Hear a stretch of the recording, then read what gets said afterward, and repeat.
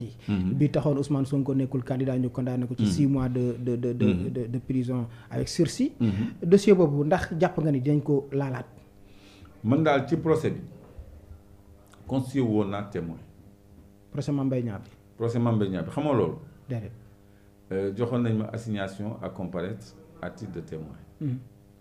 mais fexe nañu ba dégluwuñu témoin yi parce que man ak Birahim Seck ñoo nekkoon les témoins clés. Birahim Seck dafa waroon prouver qu'il y avait bel et bien rapport man ma prouver qu'il y avait bel et bien détournement. Donc je suis venu avec un rapport de l'huissier qui dit que suñu or. 10% yi ñu ci waroon am ci benn société joint venture bu tudd Oromine joint venture group. 10% d'actifs supplémentaires yi ñu ci waroon am jaay nañ ko 10 millions de dollars mu toll woon ak 5 milliards ca booba. 5 milliards yooyu dañ ko dugal ci domaine agricole communautaire bu Itatou bu nekk Kédougou mooy dak bu Kédougou mu seey kon man dama ñëwoon pour prouver ni ci biir 29 milliards yooyu man am na benn 5 milliards boo xam ne mën naa prouver ni dañ ko jëlee ci ay actifs yi ñu waroon am ci or bi dugal ko Prodac mu seey léegi pourquoi mu seey d'abord waruñu ko dugal Prodac parce que affectation directe sàcc la le fait que ñu jaay suñu actif te duggul ci budget bi loolu sàcc la parce que dafa am lu ñuy wax règle et principe budgétaire bu ni toute dépense et toute recette doivent être obligatoirement inscrites au budget. Toute dépense et toute recette doivent être obligatoirement inscrites au budget. Léegi buy génn nag c'est les assemblées mooy assemblée nationale wala conseil municipal ñoom ñooy délibérer pour seen génn te dafa war a nekk de façon boo xam ne bu faram fàcc lay doon dërëm bu nekk dañuy wax fu muy jóge dërëm bu nekk dañuy wax fu muy dugg de façon analytique léegi le fait que donc ñu jaay suñu 10% or dugal ko Prodac loolu déjà jalgati la loolu même président Macky Sall am na ci part de responsabilité ak ministre des finances Amadou Ba. Je crois que c'était lui. Ouais.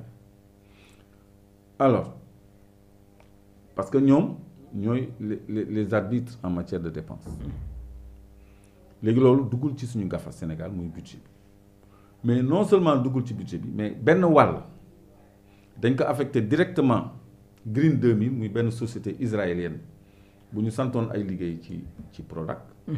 ñu affecté ko une partie beneen partie bi ñu affecté ko directement le ministère concerné lii du waxu Clédor rapport moo ko bind rapport boobu mu ngi fi jox naa ko ay avocat wu Ousmane Sonko pour ñu verser ko au dossier mais on n'a pas entendu les témoins parce que seen stratégie de défense sax moo ko mayewul woon ci la ñu profito pour ni duñu woo témoin Birahim Seck sax keroog dañ ko tere woon mu dugg ci salle bi finalement mujj na dugg donc loolu mu ngi fi ba léegi donc au moins 29 milliards yi suñu mënul prouver ni lépp la ñu sàcc man mën naa prouver ni 5 milliards yi sàcc nañ ko parce que domaine agricole communautaire Itatou dafa waroon réaliser 82 bassins de pisciculture réaliser wu leen dafa waroon produire 100 000 tonnes de maïs par an mënuñu produire sax 3 000 tonnes 3 000 tonnes mënuñu ko produire donc travaux yi ñu fa waroon def defuñu fa dara loolu c'est la preuve flagrante que les sommes ont été détournées tey jii man dem naa ba ci domaine agricole boobu am na benn prestataire boo xam ne matériel am sax dafa amoon problème fu mu ko denc tellement que amul engagement de travaux kenn liggéeyul dara foofu dara newu fa donc loolu yëpp tey jii bu ñu bëggee mu leer nañ ma topp ma yóbbu leen sur le terrain ñu xool lan lañ fa réaliser affectation yi fu mu jóge suñu xaalis bi ñu suñu or bi ñu jaar 10% bu ñu waroon am ad vieternam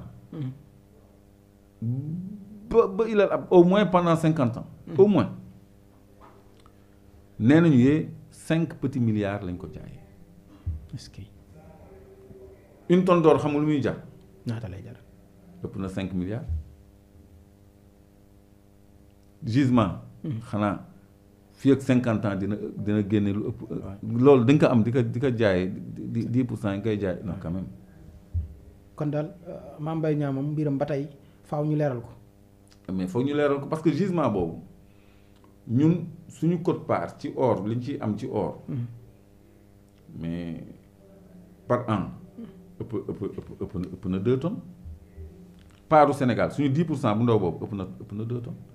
léegi loolu naka nga koy jaayee 5 milliards ba ilal abat loolu njaayeen bi rek déjà problème mais comme leeruñu loolu la ñuy bindal. loolu la ñu bindal nii 10 millions de dollars lañ ko jaayee nañ jàpp loolu rek mais même loolu. mais dugal ci budget bi Prodac lañ ko dugal mu seey. te Mame Mbaye Niang ku wax mu porter la plainte. waay ñaata nit la fi porter plainte. bëri na lii nii est-ce que yaa ngi may doog a dégg ma koy wax. déedéet. wax naa ko waxaat ko waxati ko dem naa ba tribunal pour seede ko. te mosu la porter plainte. ah mais dëgg mais c'est un rapport de litigieux. waay rapport moo ko bind. gars yi xam nañu de li ñuy def. man kon donc Ousmane Sonko avait raison sur Mame Mbaye Niang. mais tout le monde le sait. waay c'est-à-dire xam nga des fois doo mën a ŋàññ stratégie défense su jàmbur. parce que tu n'es pas partie prenante toi tu es que simple témoin. mais bu fekkoon ni avocats yi taxawoon nañ ñu juger. Birahim Seck dina prouver ni rapport amul. man ma prouver ni détournement am na même bu dee 5 milliards sur 29. mais c'est suffisant pour établir les faits.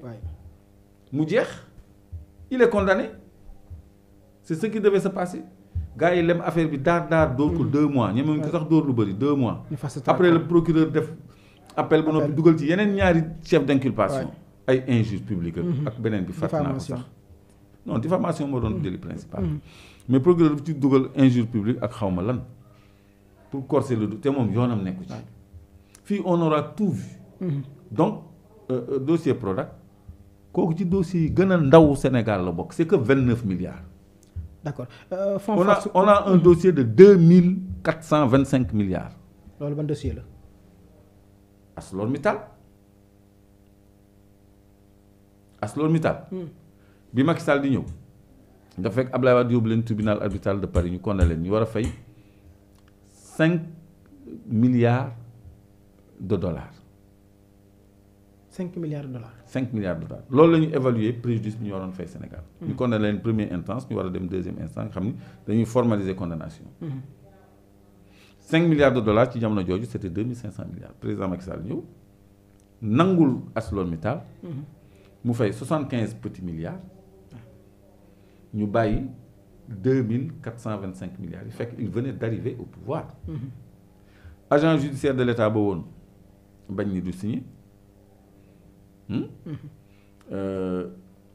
ñu jëlee ko fa non dafa démissionné waaw dafa démissionné Aïcha Gassama la tudd.